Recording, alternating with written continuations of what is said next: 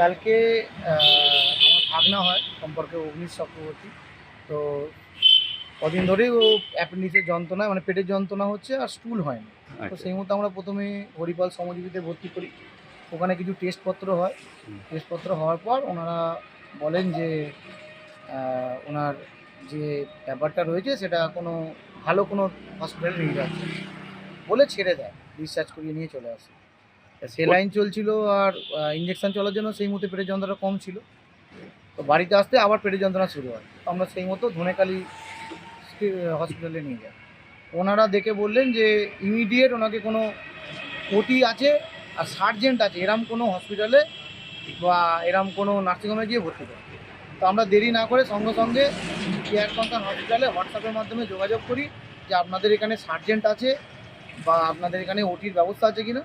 ওনারা বলে হ্যাঁ আছে, আপনি আমাদেরকে ইওসি রিপোর্টগুলো পাঠান। ইওসি রিপোর্ট পাঠালাম, ওনারা ডাকলো যে হ্যাঁ এখানে হয়ে যাবে, তো এখানে আপনি নিয়ে আসুন। আমরা সেই মতো 11:30টায় নিয়ে এলাম। 11:30 11:15টায় ঢোকার পর দেখার পর রাত্রিবেলা উনি বললেন কি যে ইউএসজিতে তো সেইভাবে অ্যাপেন্ডিক্স লোকেট করছে না, তো আমরা এটাকে সিটি স্ক্যানের মাধ্যমে আমরা আগে দেখব। সিটি স্ক্যান কালকে হবে। এখন আমরা পেশেন্টকে ভর্তি করে নিচ্ছি। প্রথমে বললো জেনারেলে ভর্তি করব, তারপরে ওরা বললো না আইসিইউতে রাখতে হবে। হ্যাঁ ঠিক আছে আইসিইউতে রাখো। দেন বললো যে আমরা ইঞ্জেকশান দিয়েছি কিন্তু পেশেন্ট খুব যন্ত্রণা পাচ্ছে বলে ছটকাছি করছে। তো আমরা আর এক সার্জেনকে ডেকেছি। আমি কী নাম? তো বললো রুবেল গাঙ্গুলি বঙ্গবন্ধু। উনি আসছেন, উনি এলেন 12:30 এরকম সময়। যে বললো ডাকলো, ডেকে প্রথম ইউএসজি করলো। ইউএসজি করার পর বললো যে দেখুন ইউএসজিতে যে যে জায়গায় অ্যাপেন্ডিক্স থাকার কথা আমি সেই 9টা জায়গা দেখে নিলাম, কোনো জায়গাতেই নেই, সেরকম ওর ব্যথা নেই। তবে ও যে জায়গাটা ব্যথা বলছে সেই ক্ষেত্রে ওটা অ্যাপেন্ডিক্সেরই ব্যথা হতে পারে। অ্যাপেন্ডিক্স ভেতরে ফেটে গেছে, ইট মেবি ওটা কোনো জায়গায় রয়েছে যেটা লোকেট করছে না। এটা একমাত্র সিটি স্ক্যানেই হবে। কিন্তু সিটি স্ক্যান করলে কালকে লাকটিয়া খুলে সিটি স্ক্যান করতে 15-16 ঘন্টা লাগবে। ততক্ষণ কিন্তু পেশেন্টের অবস্থা আরও খারাপ হবে এবং ইনফেকশনটা আরও বেশি ছড়িয়ে যাবে। তখন আমরা বললাম যে ডাক্তারবাবু আপনি হলে তাহলে কী করতেন? বলে আমার পার্টি হলে আমি তো অপারেশনের জন্যই যেতাম, আপনারা যদি বলেন তাহলে অ্যানাস্থেসিয়া ডেকে আমরা অপারেশন করি। তো অ্যানাস্থেসিয়া ডেকে রীতিমতো 1:30টার সময় ছেলেকে ওটিতে তুললো। আমরা দেখা করলাম।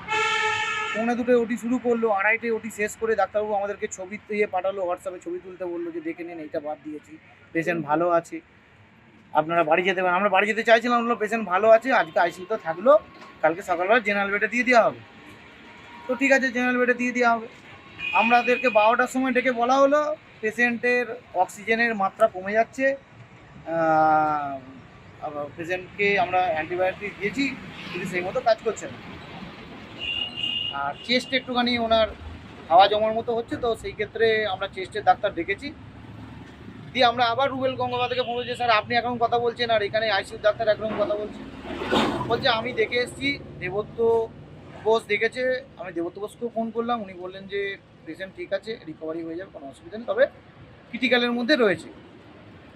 ঠিক আছে, আমাকে 12:15 বলা হলো আপনি যদি বেটার কোনো সেট আপ পান আপনি সেখানে নিয়ে যান। 1,50,000 টাকা খরচা হওয়ার গল্প বলুন। এবার 1,50,000 টাকা জোগাড় করতে আমার সময় লাগবে। উইদিন 15 মিনিটে আমি টাকা জোগাড় করার পর যখন গেলাম যে স্যার আমি ব্যবস্থা করেছি, তখন আমাকে বলছে না পেশেন্টকে নিয়ে যাওয়ার মতো অবস্থায় নেই, আমরা চেস্টের ডাক্তার দেখেছি, আরও 2টো ডাক্তার চেষ্টা করছে, পেশেন্টের অবস্থা খুব খারাপ বলে উনি মাথা হেঁট করে বেরিয়ে চলে গেলেন। উনি চলে যাওয়া, ইনি হচ্ছে সঞ্জীব কুমার মান্থা। আর রুবেল গঙ্গোপাধ্যায়কে আমরা ডেকে এটা আসছি বলে উনি আজ পর্যন্ত এলেন না। যিনি অপারেশন করেছেন, হ্যাঁ উনি খালি বলছেন যে আমি তো আমার জায়গায় করে দিয়েছি, এখন যদি পেশেন্টের অবস্থা স্যাচুরেট করে সেক্ষেত্রে আমি কী করতে, কিন্তু এটা তো কোনো কথা নয়। একটা পেশেন্ট 12:15 আমাদেরকে দেখা বললো, কথা বললো, 12:30 পৌনে 1টার মধ্যে পেশেন্ট শেষ। আমাকে 1:45 সময় দেখিয়ে শক দিয়ে দেখাচ্ছি যে পেশেন্টকে আমরা চেষ্টা করছি, পেশেন্টকে রাখা যাচ্ছে।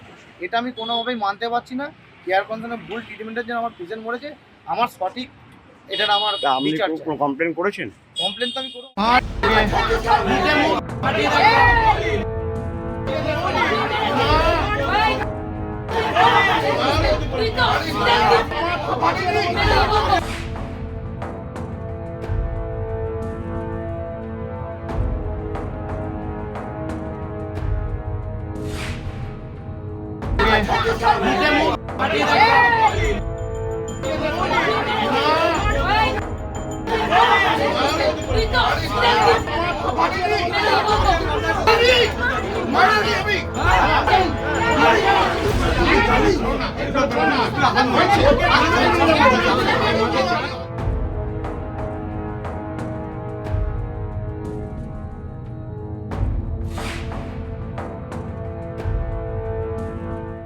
হুগলি শ্রীরামপুরে একটি বেসরকারি হাসপাতালে চিকিৎসক নিগ্রহের ঘটনা ঘটলো। একজন কর্তব্যরত চিকিৎসককে চুলে মুঠি ধরে মারপিট করলেন কারা? তারা রোগীর আত্মীয় স্বজনেরা। তার অপরাধ কি? একজন চিকিৎসা করার সময়, সার্জারি করার সময় একজন কিশোর মারা যান। সেই কারণে যখন এই ঘটনার খবর রোগী পরিবারের কাছে পৌঁছয়, তারা তেড়ে বেড়ে হাসপাতালে আসে। হাসপাতালে তারা বিক্ষোভ দেখায়, তারা কর্তব্যরত চিকিৎসককে চুলের মুঠি ধরে মারপিট করে। সম্প্রতি 1 বছর আগে একটি ঘটনা ঘটেছিল কলকাতা মেডিকেল কলেজ হাসপাতালে, যেখানে চিকিৎসক নিগ্রহের ঘটনাকে তোলপাড় হয়ে গেছিল গোটা হাসপাতাল চত্বর। তখন কিন্তু রাজ্যের মুখ্যমন্ত্রী মমতা ব্যানার্জি হাসপাতালে নিজে গিয়েছিলেন। তিনি আশ্বাস দিয়েছিলেন যদি এরকম কোনো ঘটনা ঘটবে, রোগী পরিবাররা আইনি পদক্ষেপ নেবে, তারা কোনো রকম সরাসরি চিকিৎসকদের নিগ্রহ করবেন না। কিন্তু তা সত্ত্বেও খোদ হুগলি জেলার শ্রীরামপুরে শ্রীরামপুর মহকুমায় একটি বেসরকারি হাসপাতাল, শ্রমজীবী হাসপাতালে কর্তব্যরত চিকিৎসককে চুলের মুঠি ধরে মারা হলো।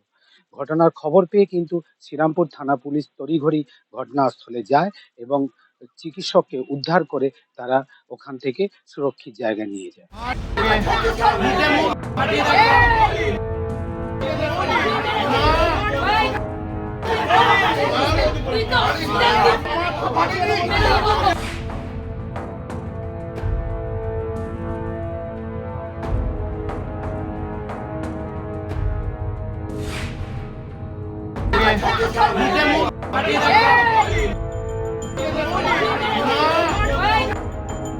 We don't